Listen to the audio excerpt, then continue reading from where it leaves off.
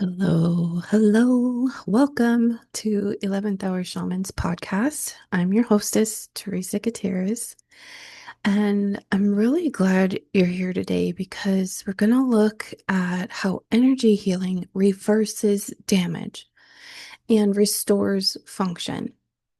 Those are two really amazing, mind-blowing things that these scientific studies have revealed is possible. It just it blows my mind. So, first, let's take a breath together though. Let's be present in the body. So, inhale deeply through the nose and exhale through the mouth with a releasing sigh.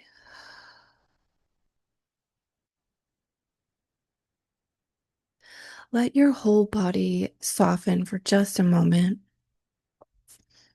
Let this time together be a time for you to return to yourself and how this information connects with your innate, soulful inner knowing so that we can really soak in some of the awesome possibilities that we all hold for healing and wholeness. Every person. So far, we've explored the ancient roots of energy healing and how modern science has measured the electromagnetic fields that move through the hands during energy work. We also covered the fact that healers' hands always move the cells towards greater health in an intelligent, discerning way. That's amazing. But what if the cells are already damaged beyond function? Today, we're going to answer that question with scientific data. Every living thing is always working to move towards health, order, and balance. Your cells are constantly repairing, adjusting, detoxing, and restoring order. The body is always working towards health, even when we're tired, stressed out, overwhelmed, or disconnected. Reiki or energy work simply supports that natural intelligence. It provides oxygenation, coherence, and love to the energy field. And the body responds by letting go, relaxing deeply, and restoring proper function. Healing is not something that happens to you, it's something that happens through you. In our last episode, we talked about Dr. Justa Smith's enzyme experiments, where magnets increased enzyme activity, but healers' hands increased it only toward greater health of the cells. So it depended on the type of enzymes. So if the enzyme caused detriment to the cell, it would decrease that activity with healers' hands.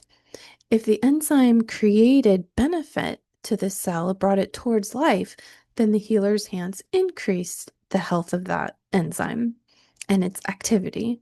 So let's pause there and just take that in because that is extraordinary. Obviously, you're not going to feel it on the table. You're receiving a Reiki or energy healing session, and you're just like, oh, I can just feel my enzymes moving towards health. Some clients don't feel anything. Some clients feel all kinds of energy movement or emotional releases. But the fact is, whether you feel something or not, the body receives benefit. So, magnets push energy indiscriminately, but healing energy shows discernment. It chose the direction that benefited life. And here's where Dr. Justice Smith's work gets even more incredible. So, after she saw the intelligent discernment of increased enzyme activity towards life, she wanted to know something deeper. Could healing energy actually help repair something that was already damaged beyond function? So she tested enzymes that had been essentially broken, their structure disrupted, their function destroyed. These weren't just tired or underperforming cells, they were enzymes that literally couldn't do their job anymore. And here's what happened. When these damaged enzymes were exposed to healers' hands without touch, just within the energy field, their activity began to return. Not instantly, like a snap of your fingers. It wasn't magic. It happened over time in a way that looked exactly like the body remembering how to heal. So, the longer the healing energy was present, the more the enzyme function was restored. And believe it or not, the most astonishing part is that the recovery stayed. Once the enzymes had been restored, they continued functioning normally even after the healer was no longer present. This suggests something profound. The healing field wasn't just soothing stress or calming the system, which it does, but the energy healing was helping the body repair itself at a molecular cellular level. Not by force, not by willpower, but by reminding the body of its original blueprint. That is healing as remembering. Remembering what? Remembering wholeness. Remembering its original blueprint. Remembering health and coherence. This is what coherence feels like and what it creates in the body. So, healing energy or Reiki or love restores the natural blueprint for life and living, restoring what was always meant to be. So that means the healing field isn't random. It's intelligent. It's organizing, discerning, loving, and deeply relational. It's the same intelligence that tells a seed how to become a sunflower, which we may have science that shows us how a seed becomes that plant or tree. We may have science that explains how plants pull up nutrients from the earth into their bodies, I guess you would call it. But I look at plants and I am like, what? This is awe. Like, I just look at plants in awe. And then you look at animal life. Oh my gosh. We're really miracles, honestly. So, we're talking about this healing energy using the same intelligence that knits our skin back together after we get cut.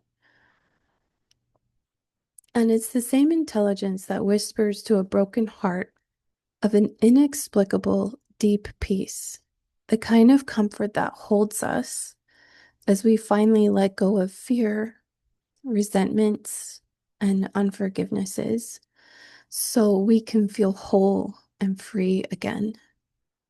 One of my clients described her Reiki session with me like this. She said, I felt an overwhelming sense of love. I felt my body release something through my chest at one point, but it was calm. I suspect because I was really ready to let it go. That is beautiful.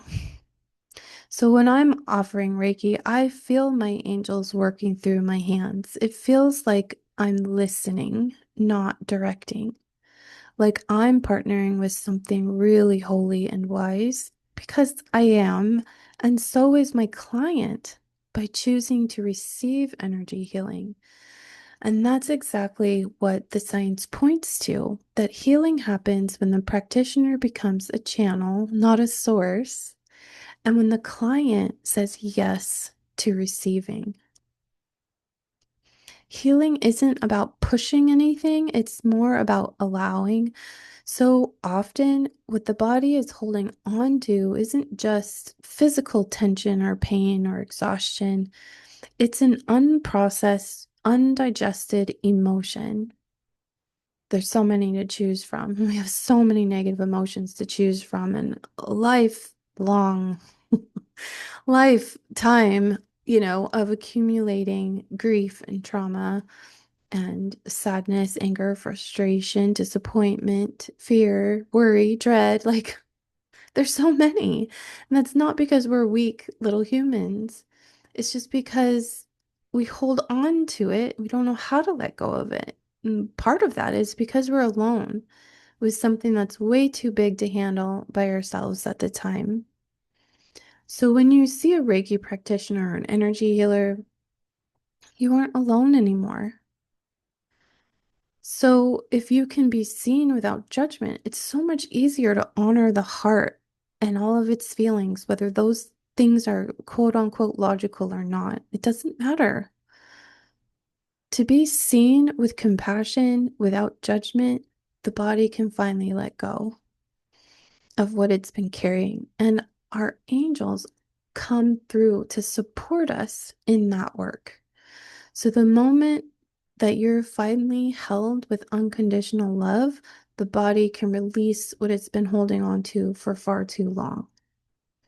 Not because you're forced to in any way, shape, and form, but because you're finally supported from your enzymes to your cells to your systems and your soul. You are fully supported. So, if you're not driving and it's safe to do so, I ask you to close your eyes for one moment. Place your hand over your heart and maybe one other hand over your solar plexus. Take a nice deep breath in. Notice your own warmth.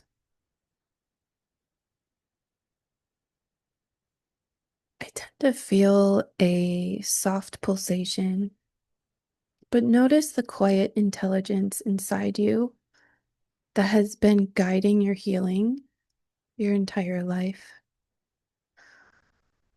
You don't have to earn it, it's your birthright. Wholeness is your nature.